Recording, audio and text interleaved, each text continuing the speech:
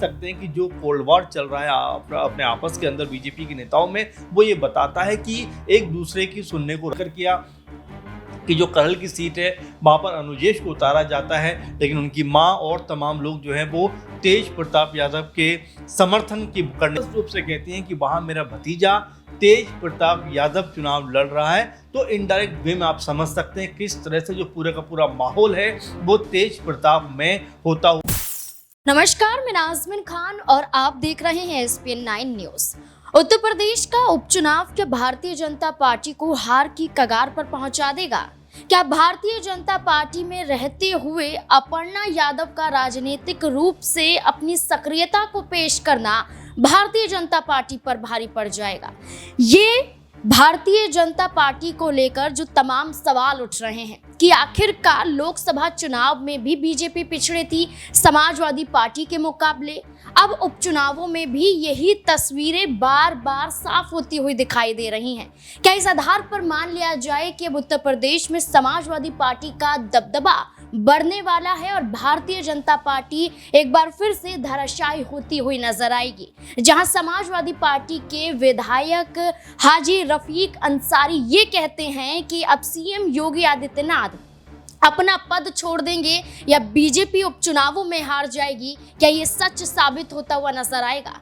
अचानक से जो 9 विधानसभा सीट हैं उस विधानसभा सीटों में से जिक्र कर लिया जाए सिर्फ करहल विधानसभा सीट का, वहां पर भी परिवार से मुकाबला भी कड़ा होता हुआ दिखाई दे रहा है। भारतीय जनता पार्टी ये दावा कर रही है कि करहल विधानसभा सीट तो वो जीत जाएंगे, लेकिन समाजवादी पार्टी का दावा है कि तेज प्रताप यादव के मुकाबले अनुजेश यादव का जीतना नामुमकिन है। इस बीच में अपर्णा यादव का ये तक कह देना कि परिवार का आशीर्वाद तो समय समय पर मिलता रहता है, परिवार एक तरफ है, राजनीति एक तरफ है, तो इसके भी कई मायने निकलते हुए नजर आ रहे हैं। तमाम सवालों पर चर्चा करेंगे, तमाम मुद्दे उत्तर प्रदेश की राजनीति को लेकर उठते हुए दिखाई दे रहे हैं। मेरे साथ मेरे वरिष्ठ सहयोगी अमन सर मौजूद हैं। सर, आपका बहुत बहुत स्वागत है।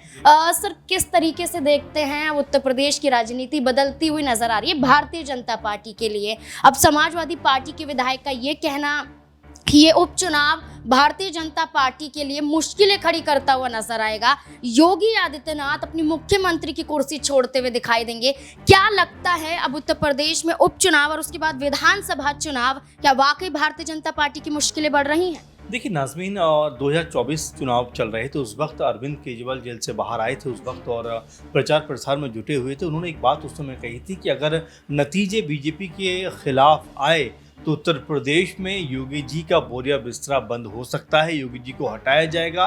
खुले मंच से उन्होंने इस बात को कहा था। उसके कह सकते हैं पलटवार में बीजेपी की तरफ से एक बयान भी जारी नहीं होता है। तो आप समझ सकते हैं कि जो कोल्ड वॉर चल रहा है अपने आपस के अंदर बीजेपी के नेताओं में, वो ये बताता है कि एक दूसरे की सुनने को राजी नहीं है। अभी कल ही की बात करें तो योगी सरकार ये फैसला करती है कि जो यूपी डीजीपी चुने जाएंगे वो उत्तर प्रदेश सरकार के द्वारा चुने जाएंगे, केंद्र का इसमें हस्तक्षेप नहीं होना चाहिए। तो आप समझ सकते हैं कि सीधे तौर पर गृह मंत्रालय और यहाँ पर उत्तर प्रदेश सरकार आमने सामने खड़ी है और एक तरीके से योगी जी ने कह दिया है कि उत्तर प्रदेश अगर चलेगा तो मेरे कहने के अनुसार चलेगा, क्योंकि मैं मुख्यमंत्री हूँ, केंद्र का हस्तक्षेप मुझे बर्दाश्त नहीं है। इसको लेकर तमाम जो यूपी के नेता हैं, खासकर समाजवादी पार्टी के नेता, उन्होंने भी स्वागत किया कि भाई वाकई ऐसा होना चाहिए। तो आप समझ सकते हैं यहाँ पर उत्तर प्रदेश में बीजेपी के जो नेता हैं उनके बीच का जो तालमेल है वो कहीं से भी बनता हुआ नजर नहीं आता है। ये सब कारण है। और आपने जो जिक्र किया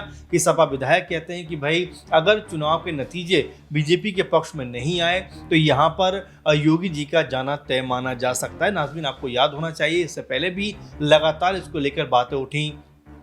सीएम योगी कभी दिल्ली आते हैं, कभी यूपी चले जाते हैं, दिल्ली आते हैं। ब्रजेश पाठक उनकी बैठक में नहीं आते हैं, केशव प्रसाद उनकी बैठक में नहीं आते हैं। 2 दिन पहले की खबर आप देखिए कि जो राज्यपाल हैं उत्तर प्रदेश की आनंदीबेन, उनसे मुलाकात करते हुए नजर आते हैं केशव प्रसाद मौर्य और ब्रजेश पाठक। तो ये कई ऐसी चीज़ें हैं जो लगातार ये बता रही हैं कि आखिर इतनी कह सकते हैं आपाधापी में केशव प्रसाद मौर्य क्यों हैं। इसके अलावा भी आप देखिए इन दिनों एक बयान की खूब चर्चा हो रही है, कटेंगे तो बटेंगे।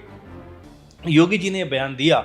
और अब 2 दिन पहले ही की अगर बात करें तो केशव प्रसाद मौर्य ने जिक्र किया है कि भाई कटेंगे तो बटेंगे का बीजेपी से कोई संबंध नहीं है, ये बीजेपी का नारा नहीं है। तो आप समझ सकते हैं कि जो माहौल योगी जी के खिलाफ बनाया जा रहा है, सीएम योगी के खिलाफ एक तरीके से ये कहा जा रहा है लगातार बीजेपी नेताओं के द्वारा कि अब वो कुछ दिनों के मेहमान हैं, क्योंकि पद की गरिमा को देखते हुए कुछ बीजेपी के लोग नहीं कह रहे हैं, लेकिन उनके जो संकेत मिल रहे हैं वो ये मिल रहे हैं कि योगी जी बहुत कम समय के मेहमान है कुर्सी पे, उनको हटा दिया जाएगा।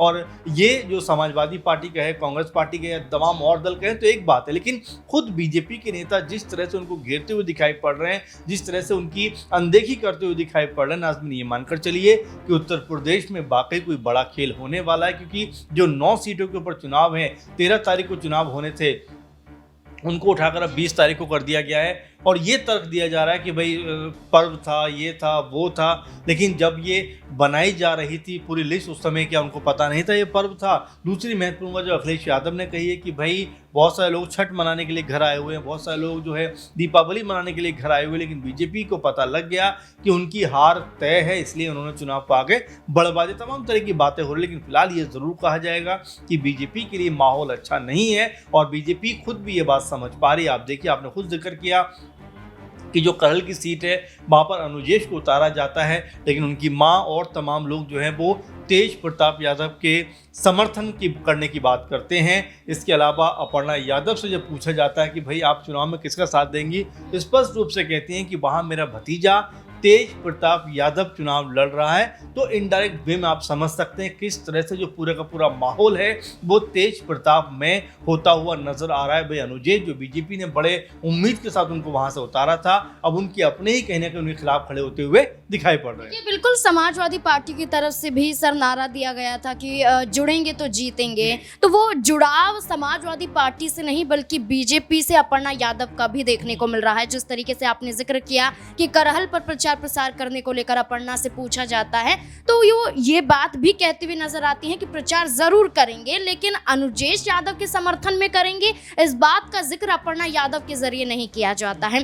अब अपर्णा यादव को ये उम्मीद है कि बीजेपी में ही अंदरूनी कलह दिखाई दे रही है और इसका खामियाजा अपर्णा यादव को भी भुगतना पड़ सकता है, इसलिए वो ऐसी बयानबाजी कर रही है या दबाव बनाने की कोशिश की जा रही है। नाज़मीन महत्वपूर्ण सवाल अपने आप में बन जाता है, क्योंकि आपको याद होगा कि जब उनको राज्य महिला आयोग में उपाध्यक्ष पद दिया गया तब काफ़ी नाराज़ हो गए कि मुझे ये पद नहीं चाहिए, 3 साल से मैं बीजेपी के साथ हूँ, अब जाकर मुझे कुछ जिम्मेदारी दी भी गई है तो वो इस लेवल की है कि जिसको मैं लेना नहीं चाहूँगी। और फिर अमित शाह से भी बताते हैं, उनकी बातचीत होती है, तमाम बीजेपी के नेताओं से बातचीत होती है, किसी की बात वो नहीं मानती। आखिर में सीएम योगी उनको बुलाते हैं, बाकायदा बैठ के बातचीत करते हैं, खूब फोटो वायरल भी हुए हैं वो। उसके बाद अपर्णा यादव मान जाती हैं, पद पर बैठने को राजी हो जाती है। लेकिन जिस तरह का अभी का सिनेरियो हम देखें, अभी का माहौल देखें, जो गुटबाजी नजर आ रही है योगी जी के खिलाफ, तमाम चाहे केशव प्रसाद मौर्य हों, चाहे ब्रजेश पाठक हो या तमाम बाकी और भी नेता हों, जिस तरह से योगी जी के खिलाफ एक माहौल बना रहे हैं और अपर्णा यादव कहीं ना कहीं बैलेंस करने के चक्कर में है कि दोनों हाथों में लड्डू मेरे रहने चाहिए, इधर भी मैं हूँ उधर भी मैं हूँ, और इसीलिए बहुत नपा तुला बयान वो देती हैं। आपने उनका स्टेटमेंट सुना भी होगा, कहती हैं कि भाई मेरा परिवार है और मैं परिवार के खिलाफ नहीं जाऊंगी, मैं अखिलेश यादव से जो मेरे बड़े भाई की तरह हैं उनसे मिलती रहती हूँ, आशीर्वाद लेती रहती हूँ। इसके अलावा कहती हैं कि डिम्पल मेरी दीदी हैं और मुझसे बड़ी हैं, तो तमाम तरह की बातें वो कहती हुई नजर आती है। देखिए, परिवार अपनी जगह पर है, लेकिन राजनीति नाज़मीन अपनी जगह पर है। जब आप कह सकते हैं सपा को छोड़कर बीजेपी में शामिल हुई हो तो उनकी विचारधारा के साथ में कहने का आपको जुड़ना पड़ेगा, लेकिन वहाँ पर भी अगर आप परिवार को आगे रखोगे तो आप बहुत पीछे रह जाओगे। और यही बात बारंबार देखी जा रही है कि अपर्णा यादव को अब तक कोई बड़ा मौका नहीं मिला है। उसी इंटरव्यू में जब पूछा जाता है कि भाई आपसे चुनाव के लिए लड़ने के लिए कहा जाता है मैनपुरी में, कहती है नहीं मैनपुरी में नहीं, मुझे बाकी सीटों पर भी कहा जाता है, और जब उनसे कहा जाता है वो सीटें कौन सी हैं तो बात को गोलमोल जवाब देती हुई नजर आती है। यानी कि कुल मिलाकर देखा जाए तो मैनपुरी के आसपास ही राजनीति सिमटी हुई है, लेकिन अपर्णा यादव कोई भी कदम अपने परिवार के खिलाफ नहीं उठाना चाहती। इसीलिए अब तक कह सकते हैं कि जो मुख्य राजनीति है, वहां से अपर्णा यादव बहुत दूर दूर नजर आती हैं। परिवार के खिलाफ तो अनुजेश की पत्नी भी नहीं दिखाई देती है, अभी तक वो समर्थन में नहीं आती हैं। संध्या यादव, ये भी दावा किया जा रहा है कि अपने भाई का भी धर्मेंद्र यादव का समर्थन करते हुए दिखाई दे रहे हैं। तो ये दो चेहरे बीजेपी में तो जरूर हैं, लेकिन परिवार से जुड़े हुए हैं। वही मैं कह रहा हूँ कि आपने सही मुद्दा उठाया, क्योंकि संध्या यादव के बारे में लगातार यही बात हो रही है कि भाई पति का समर्थन करने के लिए उनको आगे आना चाहिए, अपने पति का सपोर्ट करना चाहिए। लेकिन हैरानी की बात यह है कि अनुजेश से भी जब पूछा जाता तो कहते हैं कि भाई घर में बहुत सारे काम होते हैं, जिम्मेदारियां होती हैं। तो अपने आप में आप समझ सकते हैं कि वो भी अपने जो मायका पक्ष है उसके खिलाफ नहीं जाना चाहती, क्योंकि धर्मेंद्र यादव उनके भाई हैं, अखिलेश यादव उनके भाई हैं। तो उस नज़रिए से देखा जाए तो अनुजेश उतर तो गए हैं, लेकिन उनके परिवार का सपोर्ट ही उनको नहीं मिल रहा। बड़ी बात यह है कि खुद अनुजेश की माँ उनका सपोर्ट नहीं कर रही। तो आप समझ सकते हैं यहाँ पर अनुजेश उतर तो गए हैं, लेकिन इस भवन में वो अकेले दिखाई पड़ रहे हैं। और इसका सीधा सीधा फायदा तेज प्रताप को होता हुआ दिखाई पड़ता है, क्योंकि अपर्णा यादव उनके साथ में खड़ी हो गई हैं, समाजवादी पार्टी का तो पूरा कुनबा उनके साथ में है ही। तो यहाँ बीजेपी के लिए अगर हम उस परिप्रेक्ष्य में देखें तो अगर हम 9 सीटों की भी बात करें नाज़मीन, तो 4 सीटें तो सपा की इसमें नजर आती हैं, जो उनके विधायक जो सांसद बने हैं। हालांकि इरफान सोलंकी वाला एक सीट अलग हट जाती है,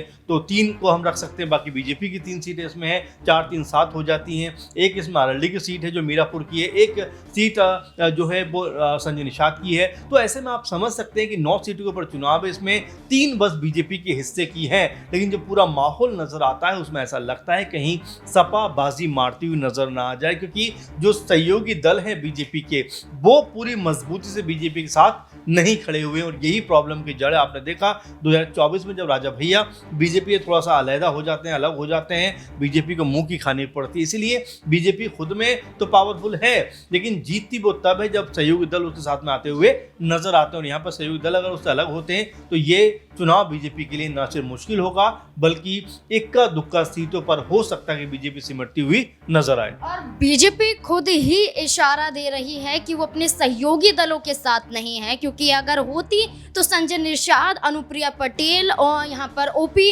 राजभर की बात करें तो उन्हें भी सीटें यहाँ पर दी जाती। लेकिन देखा जाए तो जयंत चौधरी को मीरापुर विधानसभा सीट दी जाती है और बीजेपी सभी की सभी सीटों पर चुनाव लड़ रही है। यानी कि 9 में से 8 सीटों पर बीजेपी और 1 सीट पर जयंत चौधरी की पार्टी। और वहां पर भी बीजेपी ने अपनी ही पार्टी के चेहरे को चुनावी मैदान में उतारा है आरएलडी के सिंबल से। अब बीजेपी तो इशारा कर रही है और बीजेपी के यही इशारे इस और भी संकेत कर रहे हैं कि उपचुनाव में कहीं ना कहीं बीजेपी को मुंह की भी खानी पड़ेगी। मैनपुरी में तेज प्रताप यादव का 2014 में लोकसभा का चुनाव जीतना भी असर डाल सकता है करहल उपचुनाव में भी। इसलिए दावा किया जा रहा है कि समाजवादी पार्टी का पलड़ा जो है वो भारी दिखाई दे रहा है भारतीय जनता पार्टी के मुकाबले। अब देखना होगा कि नतीजों के आधार पर अब क्या फैसला यहाँ पर लिया जा सकता है। क्या वो चेहरे जो परिवार से अलग हो चुके थे, क्या परिवार का हिस्सा बनते हुए नजर आएंगे? और जो भविष्यवाणी सीएम योगी आदित्यनाथ को लेकर की जा रही है,